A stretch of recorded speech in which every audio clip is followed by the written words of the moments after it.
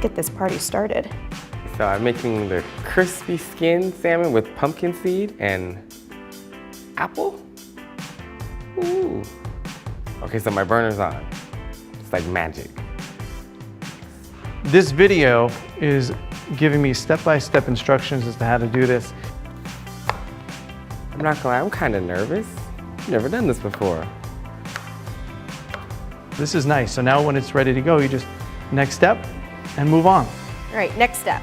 Prepare the frise garnish. I might have butchered that name. We're gonna cut off the ends, which I did not know about actually. I thought you would use the whole thing. He lays it down.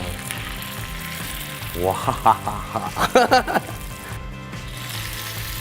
It's like pretty amazing. That's always a good sound. And it literally was like 20 seconds of heating. Oh, that's cool, it's got a timer. From using this machine, I've just learned that now I can expand my culinary skills a little bit more. I want to try a steak next time and see how that might work out. I think I'm gonna have a little glass of vino while we're at it. That's the best part, right? Let it do its thing, drink my wine. Right? Wow. Ooh. That looks actually crispy and not burnt. Yes!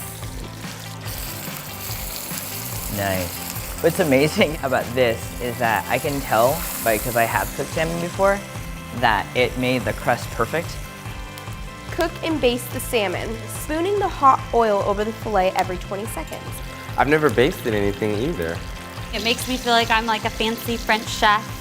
To actually see someone doing it in real time is something that's extremely helpful.